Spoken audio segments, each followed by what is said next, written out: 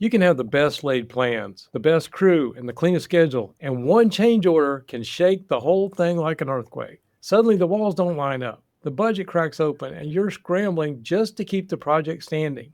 Today, we're diving into change orders in 2025. This is the Contractor Success Forum. I'm Wade Carpenter with Carpenter Company CPAs, alongside Stephen Brown with McDaniel Whitley Bonding and Insurance. Stephen, what is going on with change orders in 2025? Well, on a recent AGC poll, 86% of contractors saying they're seeing a lot more change orders than they've ever seen before. We can talk about change orders today in a bunch of different ways, but most importantly, we're talking about the management of change orders. As a general rule, most contractors say, well, change orders are profitable because it allows me to dictate my price, and I'm the one that's being inconvenienced and disrupted. So that's the case when you bid a project and you have a change order issue that comes from your plans that you bid from, or a miscommunication with the owner, or the owner changing their mind. Well, let's just talk a little bit about change orders, what they are, what different type of change orders there are, and how to effectively manage them, because they can be a huge source of profit for you or a huge headache. Absolutely. And probably like you, I've been told by many contractors, I make my margin up in the change orders, but too often people do not have their procedures down. They don't get them signed. And sometimes these can be source of litigation and arguments. It's like unmanaged change orders. You got a leak in the roof and you sort of ignore it. And before too long, you got a big mess you're fixing that just cascades and wrecks your whole project. So I guess those are some of the things we're kicking around today. But where do you want to start this off? Let's just talk about the different type of change orders. There's scope changes in the actual scope of the work that they want you to do. There's material or method substitutions. There's schedule adjustments, price increases, weather delays. There's timing issues that could affect liquidated damages. The owner stops the project because of funding issues. There's all sorts of reasons there could be a change order, and how you manage that change order, how you track that change order, really depends on you making that gross profit margin. I remember I had an old photograph on my computer somewhere. I don't know where it is, but it showed a large yacht, and it was a photograph, and the name of the yacht was change order, and dinghy hanging on the back was the contract. That brings a smile to any contractor who will get a $12,000 change order that will cost them $8,000. That's a huge chunk of profit. It seems small, but the profit margins are huge. Wade, what do you do as an accountant when you advise your customers on these big change orders, how to account for them, how to plan for them? Well, sometimes you can't plan for them. It depends on who you're dealing with. You got an unsophisticated owner, like we don't much get into the residential here, but the custom home builders, sometimes they're dealing with people that want a specific thing and they'll change their mind halfway through and they don't realize what that's doing to the project and how that can disrupt the entire flow. But going back to your question, it is one of those things that when we're looking at a contract schedule or trying to turn in a WIP schedule to you, we see the numbers don't make sense. Maybe the gross profit margin, if the change order is already in there, well, it's going to look like it's huge, but they forgot to change the estimated cost on that. Again, there's a lot of things from my perspective that tend to end up sort of wrecking those job schedules and people not really knowing how they're coming out. And is that change order actually approved or signed? Those kind of things. That's the number one rule. We should title this podcast, Get It in Writing. Yeah. Everybody knows that. Any attorney will tell you that. Get your change order in writing. And the reason you get your change order in writing is because people have short memories. If you don't get it in writing, if your project manager does not get it in writing and track it, then you may forget to bill for it. And then you've incurred costs that you can't bill for. Maybe the project's closed out and you forgot to bill for certain change orders. So maybe we could talk a little bit about why change orders are happening so much more frequently right now. And then maybe we could talk a little bit about how to track those, how to manage them in order to maximize the profit that you make on them. Yeah, I think you probably can go into this a little more than I can, but labor shortages, supply chain issues, some of these pricing issues. You want to talk through some of those kind of things? What's driving this in 2025? Well, a lot of it has to do with design, build, construction projects. I think the federal government's going a lot more toward design, build contracts. So that's coming up. And right now we're seeing an increase of those. And interestingly enough, the government is just passing a law that on change orders that were properly executed, the government has to go ahead and pay you 50% of that instead of dragging it out for months and years. It's a way to protect the contractor because in federal government contracting, there's probably more change orders than most other contracts because you're working on military bases. You're having design changes. You're having a scope change in the middle of a project. So we see a lot of that. But also, we're talking about labor shortages. Managing your labor going into a project before it starts is one thing, but then having a scope that could drastically change the amount of labor you need, you might can only guesstimate of what those costs are going to be. And you can estimate them on the high side. But what you don't want is you don't want your change orders to bleed profit. Like any other project that you bid, you do not want that change order to bleed profit.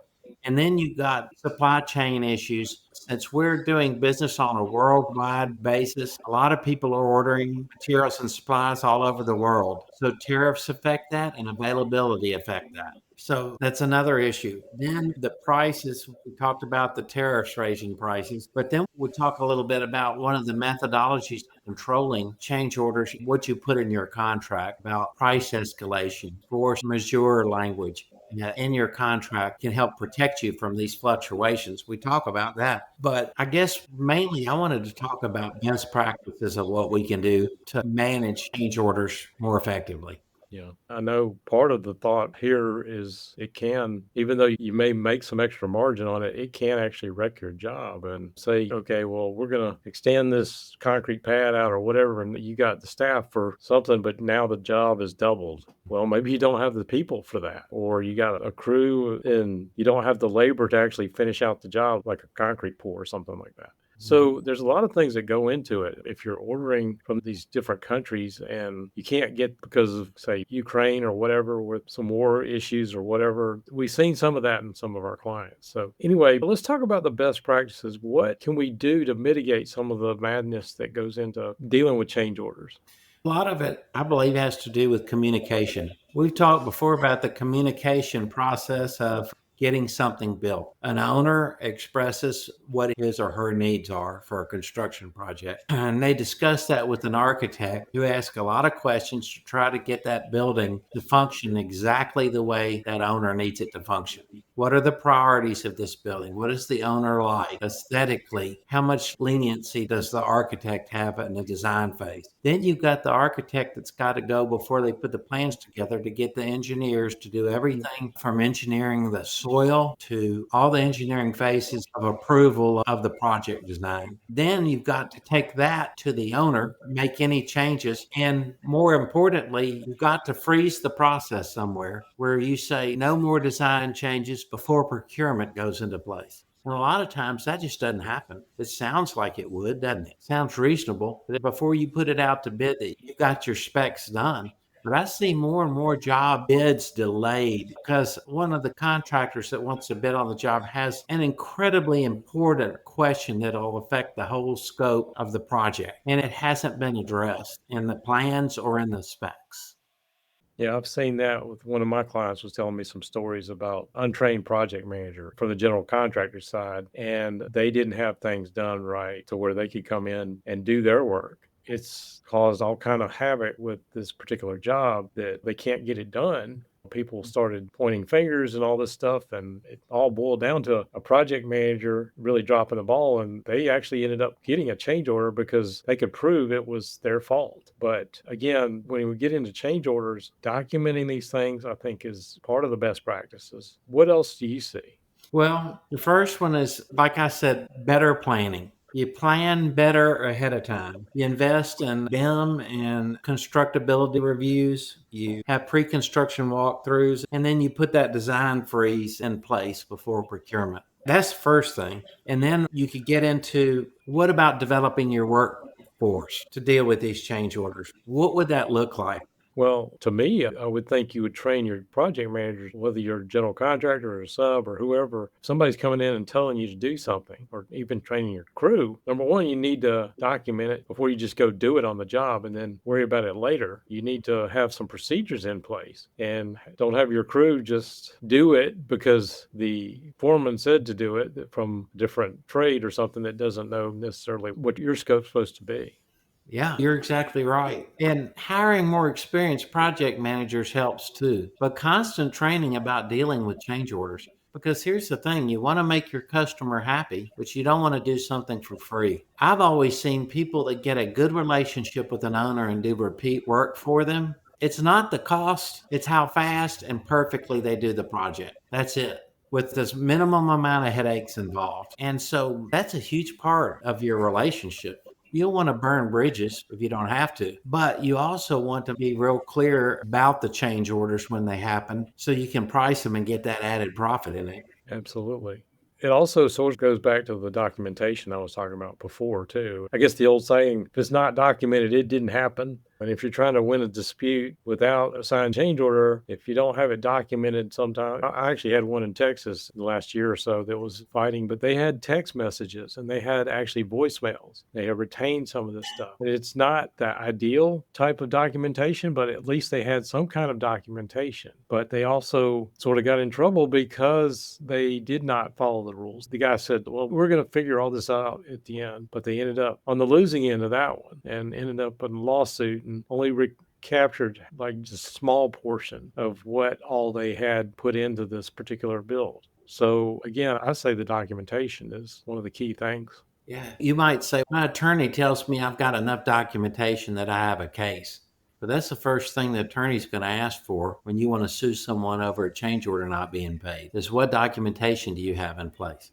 And again, Wade, you don't want to have to sue anybody. You do not want to go to court. You want to have the ammo in place that they have to say yes. They don't have to. You still might have to sue them. You might have a litigious owner, but hopefully you'd know a little bit about that before you did work for that particular owner. We talked about putting contract language that allows you to manage the change orders better. Escalation clauses. We've done podcasts on escalation clauses and force majeure language in your contract. It's the most simple defense for you as a contractor to protect yourself from price escalations. Again, like we'll always say, the construction business is the one type of business where there's no limit on how much money you can lose on a project, but there is a limit on how much profit you can make. The change orders feel like, well, this makes the stress of contracting a little more palatable. I got a good chunk of change finally. Someone's paying me. But we talked about if you don't document it and you don't keep a log or track it somehow, it's going to sink your ship. One thing that we can provide our listeners is a Excel spreadsheet we've developed, an instruction sheet on tracking those change orders.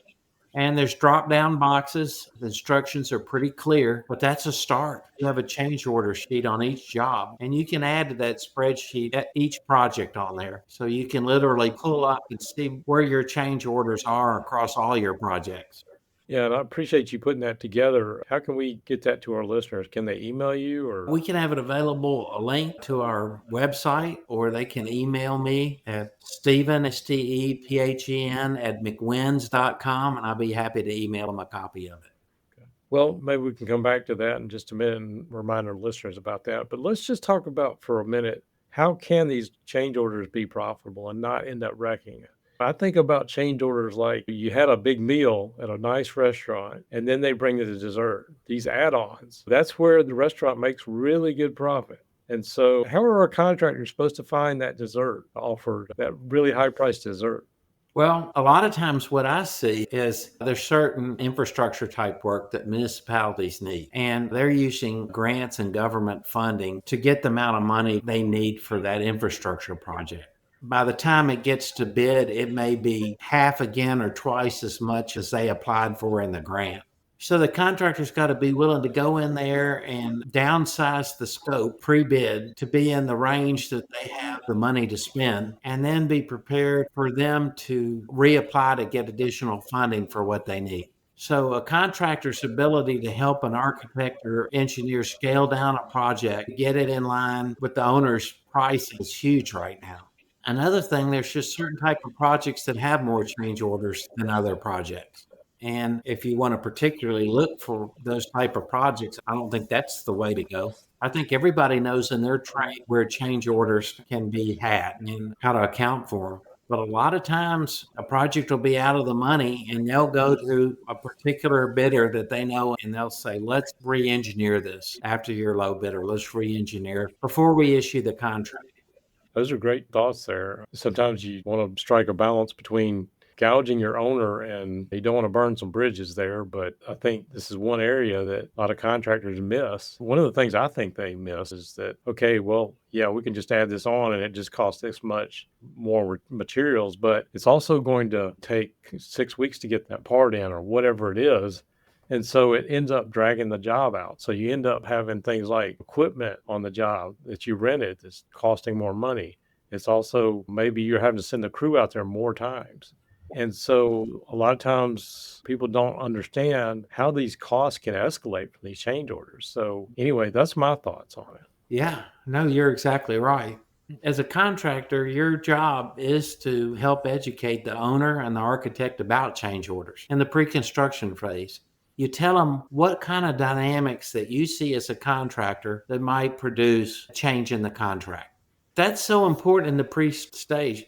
Look, we see in the specs you're asking for this. Right now, we're hearing from our suppliers that we can get it at X cost. I can only get a 10-day guarantee on this pricing. So either we change to something that I can get more freely and easily throughout the term of the project, or we have to agree that you front load the cost of this so we can buy it right now. That's just a small thing. But we talk so much about the headaches that come from a construction project because there is inadequate discussion with the owner and the architect. For federal contracting, with the contracting officer of what they need done and how they've designed it. And so now we're seeing as more folks are being asked to do design build work, we're seeing the ability to communicate change orders before they happen more important than ever. And we're also dealing with all the fluctuation between materials, tariffs, and labor. So, to wrap up this podcast, we want to remind our listeners documentation, pre planning, education of your workforce. These are the key elements to managing change orders and making these profits. Because believe me, all of us want our listeners to make more profit. And that's what the Contractor Success Forum is all about. Okay. Well, thank you for that. Change orders are definitely not going away anytime soon. Rain on a job site, the contractor shouldn't just pray for sunshine, and they still need to buy the rain gear and build some drainage and keep working through. And I would say with the documentation and AI today, there's a lot better ways to document many of these things. But again, change orders are a crucial part of a lot of contractors' profitability and can make or break you. So, Stephen, thank you for bringing all this to us today. And again, want to remind our listeners, Stephen's put together this nice Excel spreadsheet for you, and we'll have links to get that for you in the show notes below. We appreciate you sticking with us. We do this every single week, and we appreciate it if you could like, share, and subscribe. It really helps our channel out, and we will see you on the next show.